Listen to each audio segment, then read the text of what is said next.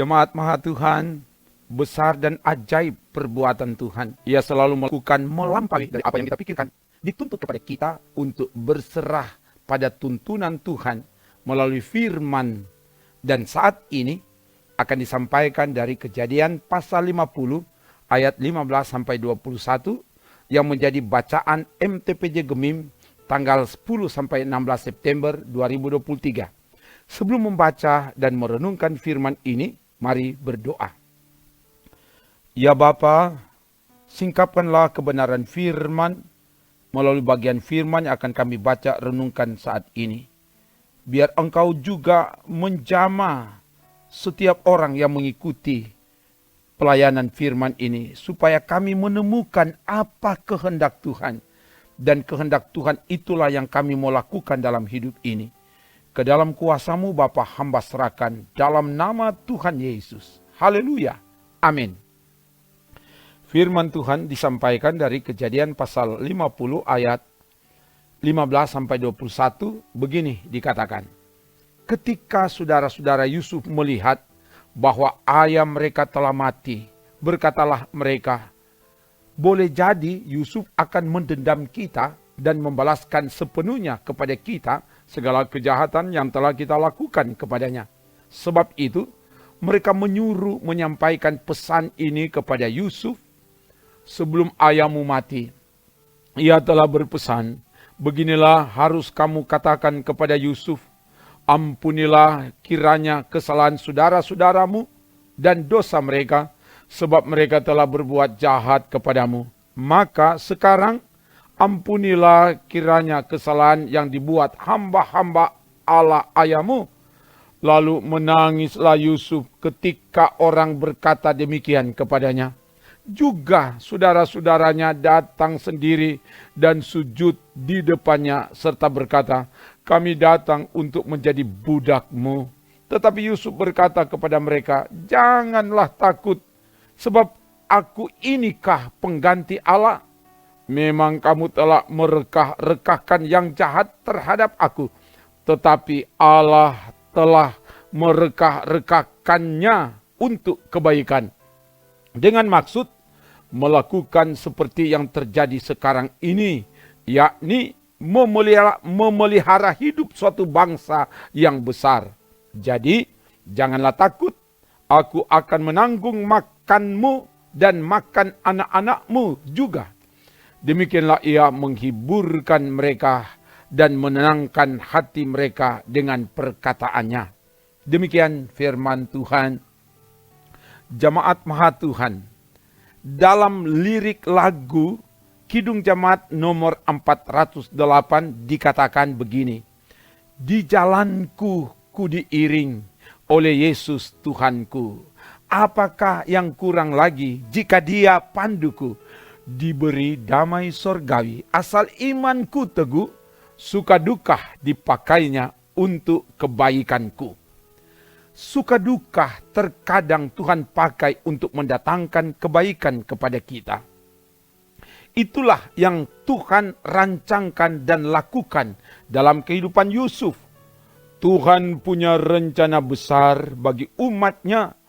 Walau terkadang umat gagal melaksanakan rencana Tuhan, tapi rencana Tuhan tidak pernah gagal. Itu yang dikatakan dalam Yeremia pasal 29 ayat 11. Di situ Tuhan Allah katakan, sebab aku ini mengetahui rancangan-rancangan apa yang ada padaku mengenai kamu.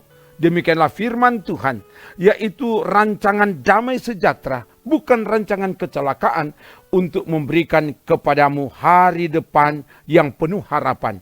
Ini rancangan Tuhan buat setiap anak Tuhan. Dan rancangan Tuhan tidak pernah gagal walau melewati berbagai penderitaan, berbagai kepahitan hidup. Itu yang diungkapkan oleh Ayub dalam Ayub 42 ayat 2 katakan, aku tahu engkau sanggup melakukan segala sesuatu dan tidak ada rencanamu yang gagal. Luar biasa. Tuhan tidak pernah gagal melaksanakan rencananya. Dan Tuhan banyak cara untuk merealisasikan rencananya. Cara Tuhan melampaui batas pikir manusia. seperti yang dilakukan kepada Yusuf. Yusuf dalam bahasa Ibrani, Yahweh Losif, yang artinya Tuhan akan menambahkan. Rencana Tuhan untuk menyelamatkan umatnya, Tuhan taruh dalam diri Yusuf melalui mimpi. Ketika Yusuf masih muda, baru berumur 17 tahun. Nanti dilihat dalam Kejadian pasal 37 ayat 2. Dan juga ayat 6 sampai 11. Untuk merealisasikan rencana Tuhan, Tuhan proses Yusuf. Yusuf dibenci oleh saudara-saudaranya. Saudara-saudaranya merencanakan untuk membunuh dia. Dibuang ke dalam sumur. Dijual kepada orang Ismail. Dan kemudian dijual kepada orang Mesir, yaitu Potifar. Di rumah Potifar, ia difitnah oleh istri Potifar. Dan Potifar menangkap Yusuf dan memasukkan Yusuf ke dalam penjara. Dari sudut pandang manusia, sungguh kehidupan Yusuf menyakitkan dan menyedihkan. Tapi itu semua cara Tuhan. Dari tempat yang menderita, tempat siksaan, tempat yang menderita, dari dalam penjara, ia diangkat menjadi penguasa, menjadi orang penting di tanah Mesir. Sehingga ayahnya yaitu Yakub dan saudara-saudaranya dari Kanaan pergi tinggal di tanah Mesir, di tanah Gosyen. Nanti dibaca dalam Kejadian 37, 39, 41 dan 46. Setelah Yakub tinggal di Mesir bersama dengan anak-anaknya, bersama dengan Yusuf, Yakub meninggal di Mesir. Dan setelah Yakub meninggal, saudara-saudara Yusuf diliputi dengan ketakutan. Mereka berpikir pastilah Yusuf akan membalaskan dendam, sebab mereka telah menjahati Yusuf. Ayat 15. Dan karena itu mereka menyuruh orang menyampaikan pesan kepada Yusuf, mengatasnamakan ayah mereka. Sebelum ayahmu meninggal, ia telah berpesan, ampunilah kesalahan dan dosa saudara-saudaramu, sebab mereka telah berbuat jahat kepadamu. Mendengar pesan itu, menangislah Yusuf. Nanti dilihat ayat 16 dan 17. Ini tanda bahwa dalam hati Yusuf tidak ada niat jahat untuk membalaskan dendam kepada saudara-saudaranya. Malah ia mengasihi dan mencintai saudara-saudaranya. Makanya ketika saudara-saudaranya datang sujud dan berkata, kami datang untuk menjadi budakmu. Ayat 18. Dengan tegas Yusuf katakan, janganlah takut, sebab aku inikah pengganti Allah? Ayat 19. Hal ini untuk menguatkan dan menghibur hati saudara-saudaranya. Sekaligus Yusuf tidak mau melakukan sesuatu di luar dan melampaui rencana dan kehendak Allah. Sebab Yusuf memandang segala sesuatu yang terjadi dalam hidupnya. Dia memandang dari sudut pandang Tuhan bahwa perbuatan-perbuatan jahat yang dilakukan oleh saudara-saudaranya kepadanya, itu dilihatnya sebagai cara Tuhan yang membawa dia ke Mesir, sehingga dia menjadi orang penting di tanah Mesir. Kalau saudara-saudaranya tidak jual dia ke Mesir, dia tidak jadi orang penting di tanah Mesir. Memang kamu telah merekah-rekakan yang jahat, tetapi Allah telah merekah-rekakan kebaikan dengan maksud untuk memelihara hidup suatu bangsa yang besar. Ayat 20.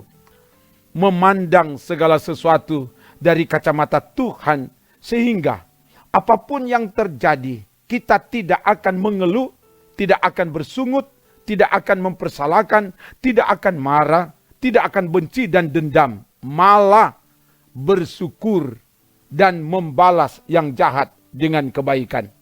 Sebagaimana yang dilakukan Yusuf kepada saudara-saudaranya. Ia menghibur dan menenangkan hati mereka dengan mengatakan, janganlah takut, Aku akan menanggung makanmu dan makan anak-anakmu juga. Ayat 21. Ini suatu kepastian yang mengubahkan apa yang dirasakan dan ditakuti oleh saudara-saudara Yusuf. Melangkah dalam rencana Tuhan, kita akan dimampukan oleh Tuhan untuk melihat, merasakan, dan mengalami suka duka, manis pahit, dipakai Tuhan untuk kebaikan kita.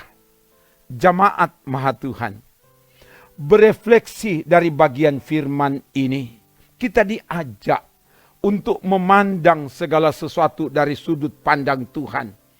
Tuhan merancangkan masa depan yang gemilang bagi setiap anak Tuhan. Dan karena itu, kita harus berjalan dalam rencana Tuhan. Walau terkadang jalan yang harus kita lalui berliku dan berat, penuh onak dan duri, penuh derita dan air mata. Jangan pernah mengeluh, bersungut, dan menyerah, apalagi mengambil jalan pintas. Lihatlah itu sebagai cara Tuhan untuk memproses, membentuk kita untuk menjadi seperti yang Tuhan rencanakan. Suka duka dipakai Tuhan untuk kebaikan kita. Allah merekah-rekahkan kebaikan dengan cara dan kuasanya. Memandang segala sesuatu dari kacamata Tuhan akan membuat kita tidak akan membenci, mendendam, dan membalas yang jahat dengan yang jahat, melainkan akan tetap bersuka cita dan melakukan kebaikan kepada orang-orang yang telah menjahati kita. Itulah yang telah dilakukan oleh Yusuf, dan lebih lagi yang telah diajarkan dan diteladankan oleh Yesus kepada kita. Nanti dilihat dalam Matius 5 ayat 43 sampai 45. Semoga hal-hal ini yang akan kita lakukan dalam hidup ini, sehingga kita akan menemukan apa rencana Tuhan yang indah yang dirancangkan bagi kita. Semoga demikian. Haleluya. Amin. Mari berdoa. Terima kasih Bapa, firman-Mu telah diberitakan. Biar kebenaran firman ini memperlengkapi kami semua, apalagi sebagai pelayan Tuhan yang mempersiapkan diri untuk melaksanakan kerja pelayanan kepada umat Tuhan yang Tuhan percayakan untuk dilayani. Dan biar firman ini menguatkan dan mengubahkan cara pandang kami, supaya kami tetap memandang segala sesuatu dari sudut pandang Tuhan. Sehingga apa yang kami lihat itu adalah cara Tuhan untuk mempersiapkan dan bahkan membentuk kami menjadi seperti yang Engkau inginkan. Terpuji nama-Mu Bapa. Ini doa kami dalam nama Tuhan Yesus. Haleluya. Amin. Demikian pelayanan firman dan doa. Tuhan Allah oleh kasih-Nya akan menyertai, menolong, memberkati, memberi kemenangan, dan menyelamatkan saudara kini dan selamanya. Amin. Trims.